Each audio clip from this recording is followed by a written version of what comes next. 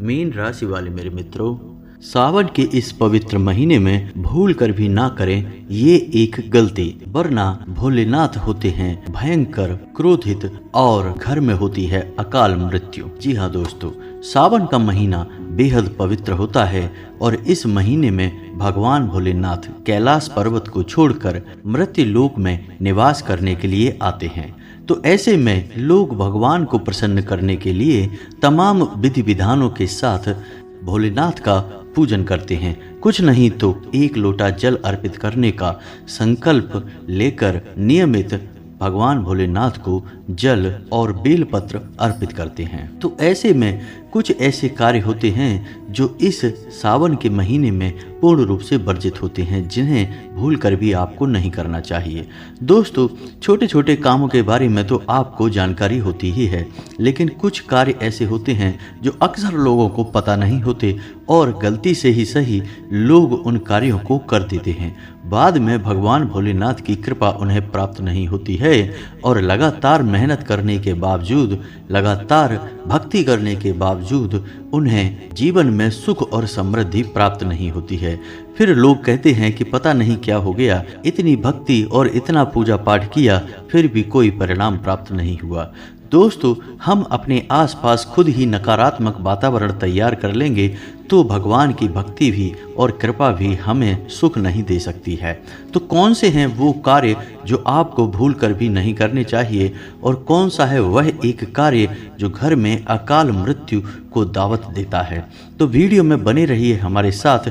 Video बेहद खास है और आपके ज्ञान को बढ़ाने वाला है और आपके जीवन के लिए बेहद उपयोगी है। साथ ही साथ हम ग्रह गोचर के आधार पर कौन से ऐसे कार्य हैं जो आपको नहीं करने चाहिए, कौन से कार्य हैं जो आपको अवश्य करने चाहिए, जिससे होगा आपको धन लाभ, साथ ही आपके जीवन में उन्नति और तरक्की भी आएगी। तो चलिए दोस्तों, वीडियो की शुरुआत करते हैं, लेकिन इससे पहले आपसे एक निवेदन है कि कमेंट में पूरे भक्तिभाव के साथ जय मां भद्रकाली अवश्य लिखें। माता आपका उद्धार करेंगे। और यदि चैनल पर पहली बार आए हैं तो सब्सक्राइब करना ना भूलें। हम आपके लिए ऐसे ही ज्ञानवर्धक वीडियो रोज लाते रहते हैं। दोस्तों, वैसे तो भगवान भोलेनाथ को प्रसन्न करना बहुत ही आसान है। वे तो भक्तों के भाव को देखकर ही प्रसन्न हो जाते हैं और भक्तों की द्वारा की गई छोटी मोटी गलतियों को भी आसानी से माफ़ कर देते हैं, इसीलिए तो उन्हें भोलेनाथ कहा जाता है। लेकिन कुछ ऐसे कार्य होते हैं जिनसे भोलेनाथ अत्यंत क्रोधित होते हैं, इसलिए इस तरह की गलतियों को करने से आपको अवश्य बचना चाहिए। तभी आपकी पूजा पाठ का आपको फल प्राप्त होगा और आपका जीवन भी सफल होगा। तो चलिए दोस्तों, बताते हैं आपको कि कौन सी हैं वो गलतियां जो आपको भूल कर भी नहीं करनी हैं। तो दोस्तों, सबसे पहला काम कि आपको भूल कर भी नहीं इसे छोड़ना चाहिए। छोड़ना चाहिए इसलिए कह रहे हैं क्योंकि कुछ लोग आलसी प्रवृत्ति के होते हैं। तो सावन के महीने में बिना नहाए आपको एक भी दिन नहीं रहना है। जी हाँ दोस्तों, यदि आप सावन के महीने में एक भी दिन बिना नहाए रहते हैं तो दरिद्रता आपके घर में प्रवेश कर जाती है। जी हाँ दोस्तों, आपको गरीबी का श्राप लगता है। इसलिए आपको सावन के महीने में सुबह सुबह जल्दी नहा धोकर तैयार हो जाना चाहिए। धुले हुए साफ कपड़े पहनकर भगवान के मंदिर पहुंचकर जल और बेलपत्र निश्चित ही अर्पित करना चाहिए। ऐसा मौका आपको छोड़ना नहीं चाहिए। साथ ही साथ दोस्तों, आपको इस महीने में जितना हो सके उतना भोग विलास से दूर रहना चाहिए। जी हाँ दोस्तों, हो सके तो नंगे पैर रहें और हो सके तो जमीन पर ही शयन करें, यानी जमीन पर ही सोएं और जितना हो सके उतना सादा कम मसाले वाला भोजन ग्रहण करें। साथ ही साथ अपने मन में कोई भी गलत विचार भी ना आने दें। सावन का महीना बहुत पवित्र होता है, तो आपको तन और मन से पवित्र होना बहुत ही आवश्यक है, तभी आप शिव की पूजा के योग्य हो पाएंगे। इसी के साथ साथ दोस्तों, आपको सावन के महीने में ना तो बाल, ना ही दाढ़ी और ना ही नाखून काटने चाहिए। जी हाँ दोस्तों, इससे भी शिव नाराज होते हैं और आपको शिव कृपा प्राप्त नहीं होती है। जी हाँ दोस्तों, सावन का महीना रुद्राभिषेक के लिए बहुत महत्वपूर्ण होता है। इसमें शिवलिंग पर दूध, दही, शहद जैसे पंचामृत से अभिषेक किया जाता है। चूँकि शिव जी को दूध अर्पित किया जाता है, इसलिए इस महीने में भक्तों को दूध नहीं पीना चाहिए और दूध से बने सामान का भी सेवन नहीं करना चाहिए, क्योंकि जो चीज हम अपने भगवान को अर्पित कर रहे हैं वही चीज हमें भी ग्रहण करनी नहीं चाहिए। शास्त्रों में इसे वर्जित माना गया है। सावन के महीने में जितना हो सके उतना आपको प्रकृति के करीब जाने की कोशिश करनी चाहिए। जी हाँ दोस्तों, नकली बनावटी चीज़ों से दूर रहें और प्रकृति के नज़दीक कुछ समय अवश्य बिताएं। अगर हो सके आपके आसपास यदि मौजूद हो तो किसी पार्क वगैरह में अवश्य जाएं सुबह या शाम के वक्त, और पेड़ और पौधों के नज़दीक घास पर ज़मीन पर बैठकर कुछ समय अवश्य बिताएं। नंगे पैर अगर घास के मैदान में चलेंगे या फिर ज़मीन पर चलेंगे तो आपको प्रकृति की मधुरता का एहसास होगा और भोलेनाथ भी बहुत प्रसन्न होंगे, क्योंकि स्वयं भोलेनाथ भी प्रकृति से बहुत प्रेम करते हैं। जी हाँ दोस्तों, इसी के साथ साथ सावन के महीने में बैगन भी नहीं खाने चाहिए, क्योंकि बैगन को तामसिक भोजन और अशुद्ध भोजन माना गया है, इसलिए इसे सावन के महीने में ना खाएं। साथ ही साथ दोस्तों, लहसुन और प्याज को भी तामसिक भोजन माना गया है, तो इनसे भी आपको परहेज करना होगा। वीडियो में बनी रहिए हमारे साथ, क्योंकि वीडियो के अंत में हम आपको बताएंगे कि एक वह काम जो आपको भूल कर भी नहीं करना है, किसी भी कीमत पर नहीं करना है, वरना आपके घर में निश्चित अकाल मृत्यु होगी। भोलेनाथ का अत्यधिक क्रोध आपके ऊपर टूटेगा। जी हाँ दोस्तों, तो आपको वीडियो पूरा देखना है, तभी आपको संपूर्ण ज्ञान प्राप्त होगा। अब कभी कभार ऐसा हो सकता है दोस्तों कि आपके दरवाजे पर कोई गाय या फिर कोई बैल आ सकता है। जी हाँ दोस्तों, ऐसा कभी कभार हो सकता है, तो आपको भूल से भी उसे खाली हाथ अपने दरवाजे से नहीं लौटाना है। जी हाँ दोस्तों, यह आपकी एक परीक्षा हो सकती है जो भगवान भोलेनाथ आपको आजमाना चाहते हैं। तो आपको जब भी आपके दरवाजे पर कोई गाय या बैल आए तो आप उसे कुछ न कुछ खाने के लिए अवश्य दें और पूरे सम्मान के साथ उसे विदा करें। भूले से भी उसे मारकर भगाने की कोशिश ना करें, अन्यथा घोर अनर्थ हो जाएगा।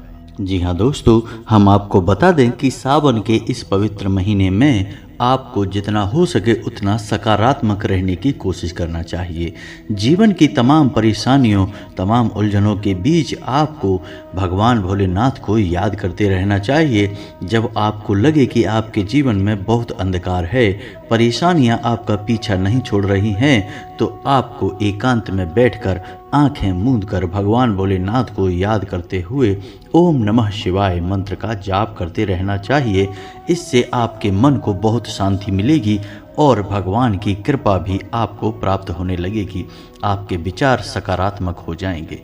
जी हाँ दोस्तों, इसी के साथ साथ आपको नकारात्मक वातावरण से और नकारात्मक लोगों से हमेशा दूर रहना होगा। किसी भी प्रकार की बहस से, किसी भी प्रकार के वाद विवाद से आपको दूर रहना होगा। ऐसे में आप अपनी ओर नकारात्मकता को खींचेंगे। जी हाँ दोस्तों, इस महीने में आपको क्रोध करने से बचना होगा, अत्यधिक सोने से बचना होगा, दिन के समय भूल कर भी ना सोएं। इसी के साथ साथ दोस्तों, किसी का अपमान करने से भी आपको बचना होगा।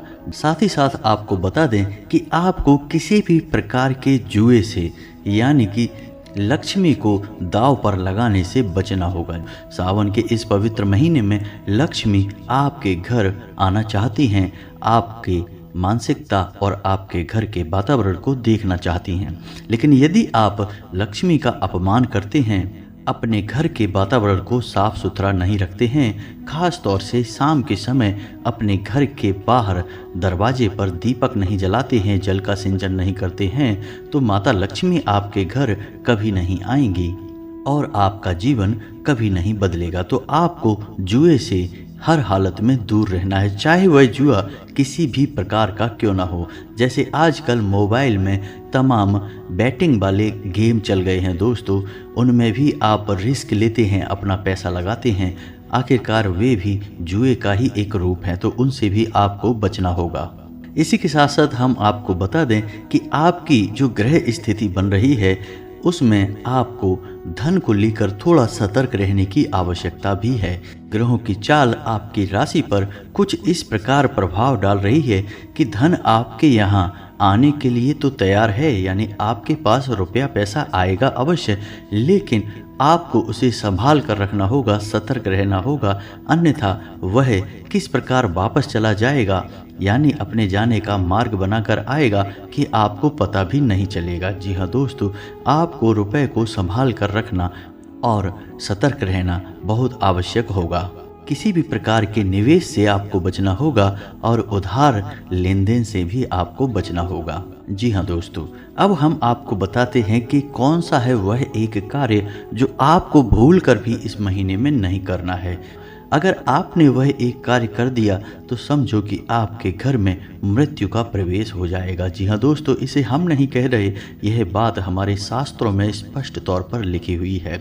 शिव पुराण में लिखा हुआ है कि जो इंसान सावन के महीने में शिव भक्ति ना करके व्यसन में डूबा रहता है और तामसिक कार्यों में लिप्त रहता है, उसका विनाश निश्चित है।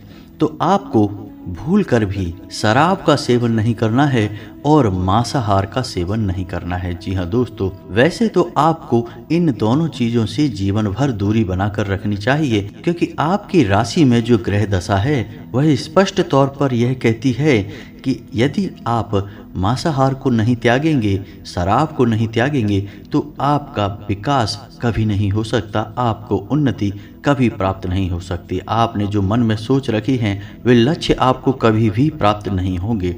जब तक आप मांसाहार नहीं त्यागेंगे आपका उद्धार नहीं होगा। लेकिन सावन के इस पवित्र महीने में तो आपको भूलकर भी मांसाहार को ग्रहण नहीं करना है, उसे छूना भी नहीं है।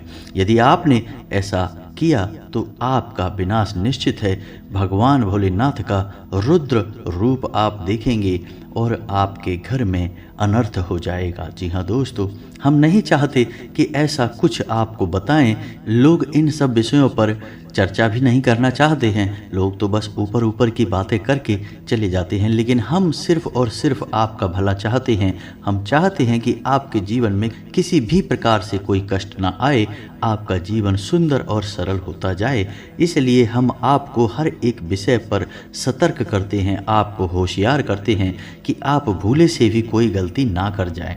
जी हाँ दोस्तों, सावन का यह पवित्र महीना इस बार 2 महीने का हो रहा है, यानी आपको 8 सोमवार मिलेंगे और भगवान शिव की भक्ति करने का एक सुनहरा मौका मिलेगा 2 महीने का। जी हाँ दोस्तों, मलमास की वजह से इस बार सावन 2 महीने का है, तो आपको अपने जीवन भर के कष्ट, अपने पिछले कई जन्मों के अच्छे बुरे कर्म सभी भगवान भोलेनाथ के सामने प्रस्तुत करने हैं, उनकी अटूट भक्ति करनी है।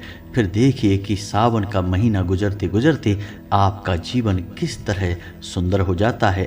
आपकी हर एक नकारात्मकता आपसे दूर हो जाएगी और आपका जीवन भी प्रकाशमय हो जाएगा। जी हाँ दोस्तों, तो उम्मीद है कि वीडियो में बताई गई बातें आपको अच्छी लगी होंगी। इन बातों का उपयोग आप अपने जीवन में करके अपने जीवन को सरल और सुंदर बना पाएंगे। यदि आपको हमारा प्रयास अच्छा लगता है तो आप वीडियो को लाइक करना ना भूलें और कमेंट में पूरे भक्तिभाव के साथ ओम नमः शिवाय और जय माँ भद्रकाली लिखना ना भूलें। माता आपका कल्याण करेंगी, भगवान भोलेनाथ आपका उद्धार करेंगे। इसी के साथ आज का वीडियो समाप्त करते हैं। मिलते हैं अगले ज्ञानवर्धक वीडियो में, तब तक के लिए धन्यवाद।